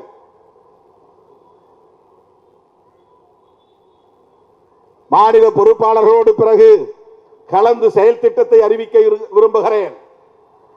பகுத்தறிவு பகலவன் தந்தை பெரியாரின் பிறந்த நாள் செப்டம்பர் 17 மகளிர் மட்டும் பங்கேற்கிற மாபெரும் மகளிர் மாநாட்டை நடத்த இருக்கிறோம். மதுவிலக்கு அமல்படுத்த கோரி 5 லட்சம் பெண்களை திரட்டி மிக பெரும் மாநாட்டை நடத்த இருக்கிறோம். தேசிய அளவில் மதுவிலக்கு கொள்கையை நடைமுறைப்படுத்து என்பதுதான் கோரிக்கை. இன்றிலிருந்து அந்த போராட்டத்தை நாம் முன்னெடுக்க வேண்டும். அதற்கான களப்பணிகளை நாம் திட்டமிட வேண்டும். எப்படி 10 லட்சம் பேர் திரண்ட வெல்லும் ஜனநாயக மாநாடு நடந்ததோ அதை போன்ற ஒரு தாக்கத்தை பெண்கள் மட்டுமே பங்கேற்கிற ஒரு மாபெரும் மாநாட்டை நாம் நடத்த வேண்டும். இது பெண்களின் போர்க்குரலாக மாற வேண்டும். இது மாநில அரசுக்கு எதிராகவோ அல்லது ஆளும் கட்சிக்கு எதிராகவோ நடத்தப்படுகிற இயக்கம் அல்ல. இந்திய மனித வளத்தை பாதுகாப்பதற்கான ஒரு பொறுப்புணர்வுடன் கூடிய ஒரு நிகழ்வு இது. புரட்சியாளர் அம்பேத்கர் வலியுறுத்திய கோரிக்கை, தந்தை பெரியார் முன்னெடுத்த போராட்டம், காந்தியடிகள் தம் வாழ்வில் மிக முக்கியமான கோரிக்கையாக முன்வைத்த ஒன்று, ஐயன் திருவள்ளுவனின் விருப்பம். அந்த அடிப்படையிலே மாண்புமிகு முதல்வருக்கும் தமிழ்நாடு அரசுக்கும் நாங்கள் விடுக்கிற வேண்டுகோள், உங்களுக்கு மிகப்பெரிய ஒரு வாய்ப்பு கிடைத்திருக்கிறது. மிகப்பெரிய வாய்ப்பு கிடைத்திருக்கிறது. காலமெல்லாம் உங்கள் பெயர் இந்த மண்ணில் போற்றப்படும், உச்சரிக்கப்படும். இந்த டாஸ்மாக் கடைகளை மூடுவது என்று துணிந்து நீங்கள் முடிவெடுக்க வேண்டும். இது ஒரு புரட்சிகரமான முடிவாக அமையும். இந்தியாவே உங்களை திரும்பி பார்க்கும். தமிழ்நாட்டு மக்கள் உங்களை போற்றுவார்கள். இன்றைக்கு உங்களை போற்றி 40க்கு 40 வெற்றியை தந்த தமிழ்நாட்டு மக்கள் அடுத்தடுத்து வருகிற எல்லா தேர்தல்களிலும் உங்களுக்கு வெற்றி மாலையை சூட்டுவார்கள். நீங்கள் செய்ய வேண்டிய ஒரே ஒரு முடிவு, எடுக்க வேண்டிய ஒரே ஒரு முடிவு, எல்லா விமர்சனங்களையும் தூக்கி குப்பையிலே வீசக்கூடிய அளவுக்கான ஒரு முடிவு, துணிச்சலாக எடுக்க வேண்டிய முடிவு, புரட்சிகரமான ஒரு முடிவு, ஒட்டுமொத்த இந்திய தேசத்திற்கே வழிகாட்டக்கூடிய ஒரு முடிவு. டாஸ்மாக் கடைகளை மூடப் போகிறோம், அரசு மதுபான கடைகளை மூடப் போகிறோம் என்கிற முடிவாக இருக்க வேண்டும். இதுவே என்னுடைய வேண்டுகோள் என்று கேட்டு செப்டம்பர் 17க்கு தயாராவோம் என்று கூறி இந்த அழைப்பை ஏற்று வருகை தந்த உங்கள் அனைவருக்கும் என்னுடைய நன்றியை கூறி முடிக்கிறேன். நன்றி, வணக்கம். நக்கீரன் டிவிக்கு சப்ஸ்கிரைப் செய்யுங்கள். உங்கள் ஆதரவே எங்கள் பலம். ஆசிரியர்களுக்கு நண்பனாகவும் மாணவர்களுக்கு ஆசானாகவும் திகழும் தேர்வு வழிகாட்டி. ஒவ்வொரு பாடத்திற்கும் அனுபவமிக்க ஆசிரியர்களின் துல்லியமான தெளிவான விடைகள். CNC இருக்கு, தேர்வு பயம் எதற்கு? இது தீரன் பப்ளிஷிங் ஹவுஸ் விற்பனை வெளியீடு.